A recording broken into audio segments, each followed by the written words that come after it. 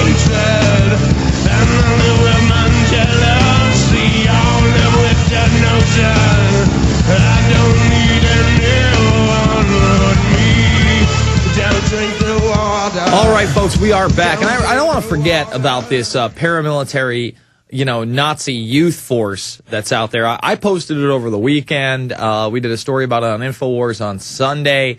As soon as it was out, people were sending it to me, and I really do want to get into that. But we're going to play that Benazir Bhutto clip in this segment. Before that, I want to thank one of my great sponsors, MySolarBackup.com. It's MySolarBackup.com, 877-327-0365, 877-327-0365. We're talking about 1,800 watts of power. See, this works when a generator is out. When you need power, this will work without any power. And, like myself, I'm home maybe, I don't know, I sleep there, and maybe like 2 waking hours a day. You can literally power your house. I mean, if you want to get off the grid, you want a plan for you, MySolarBackup.com, 877-327-0365. Now, earlier I'm talking about this Bhutto clip, and there's huge implications here because the ISI is really set up by British intelligence, and then in the 70s and 80s, even in the 90s, revamped through U.S. intelligence. Very close ties. Even the Wikipedia page on it really reveals this. And then you find out that this guy, Omar Saeed Sheikh, is the right-hand man of General Mahmoud Ahmed. Mahmoud Ahmed is the one who orders a $100,000 wire transfer just before 9/11 through Omar Saeed Sheikh to Muhammad Atta. So these guys have some kind of financial connection, okay? Remember, the Pakistani ISI is probably like another proxy network to recruit Islamic militants and then use them in the Middle East, and then on top of that, bring them into the United States, such as was happening in Jeddah, Saudi Arabia, where they were funneling in Islamic militants in this same program through their asset, Osama bin Laden. And bin Laden probably still thought he was an asset at this point because they hadn't killed him. We were well into, the Afghanistan invasion and even the Iraqi invasion when this occurs, and Bhutto says that this guy, Saeed Sheikh, murdered bin Laden.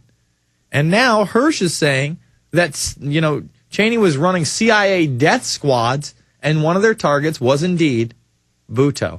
Hit the clip. There was one report that said that you had arranged to send President Musharraf a letter to be sent in the event of your death by assassination, urging him to investigate certain individuals in his government. Is that true? Yes, it is true that I wrote to General Musharraf. I received information from General Musharraf that a friendly country had passed on to them the information that I could be attacked by a gang from the Afghan warlord Baitullah Masood, or by Hamza bin Laden, the son of Osama bin Laden, or by the Pakistani Taliban in Islamabad, or by a group in Karachi. So I sent back a letter saying that while these groups may be used, I thought it was more important to go after the people who supported them, who organized them, who could possibly be the financiers or the organizers of the finance for those groups. And I named 3 individuals who I thought were their sympathizers. Now I understand that I could be wrong and my suspicions could be misplaced, but these are the people that I suspect want to stop the restoration of democracy. They want to stop my return because they know in 1993, when Pakistan was on the brink of being declared a terrorist state, I stopped the rise of terrorism, and they know that I can do it again. So I feel that these are the forces that really want to stop not just me, but the democratic process and the will of the people from triumphing. And in terms of these 3 people that you mentioned, were they members of or associated with the government? Yes, well, one of them is a very key figure in security. He's a former military officer.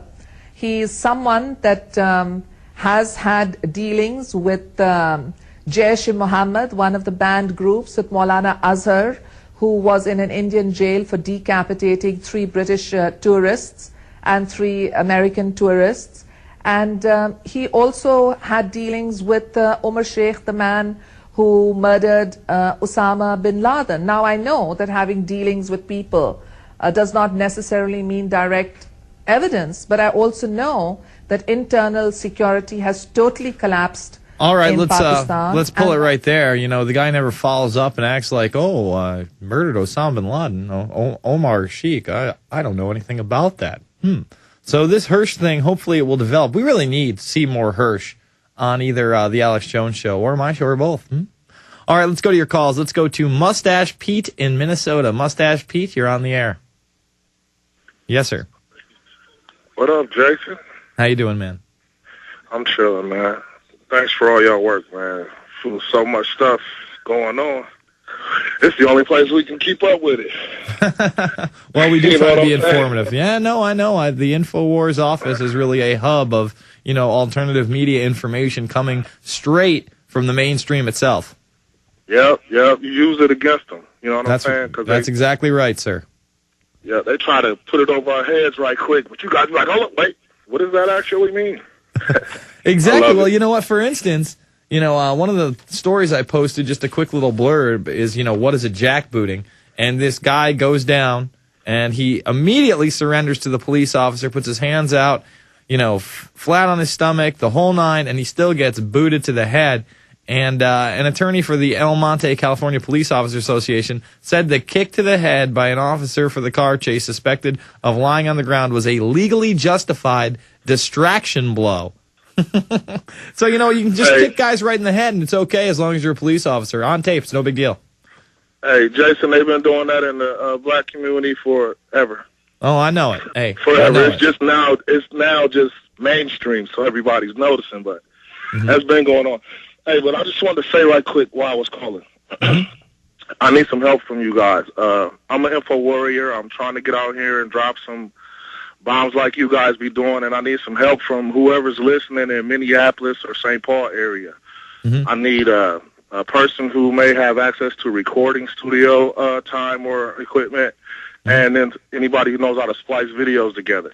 Because I got a great idea on how to kind of wake up people in my community who may not be off of the Obama spell or not. So I got some ideas, so I wanted to see if I could put my email or my phone number out there, see if anybody Sure, throw out the email or a MySpace. How about that? All right, let me just give my email. It's at Gmail, Mustache Pete, spelled Mustashpeat. If anybody knows how to get down with any of that stuff, please give me a call.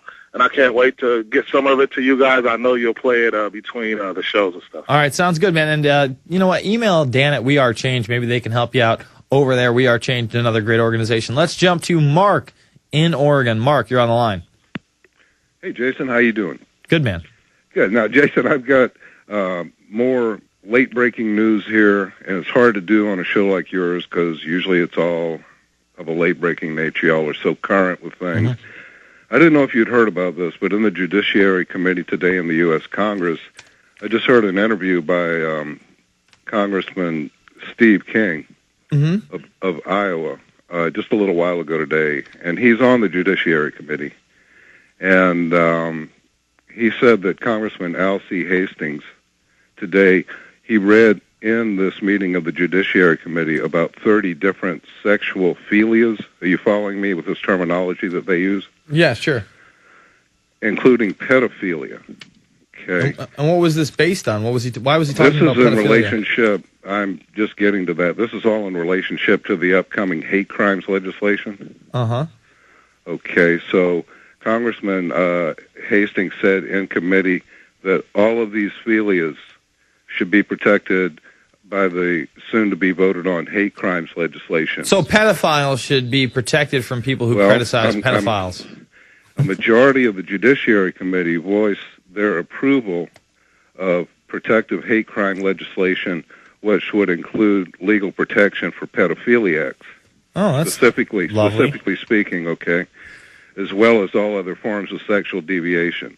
Now, Congressman King offered an amendment which would exclude pedophiliacs from being covered in this upcoming hate crimes legislation, and a majority of the committee members vetoed that. You know, Jason, this country's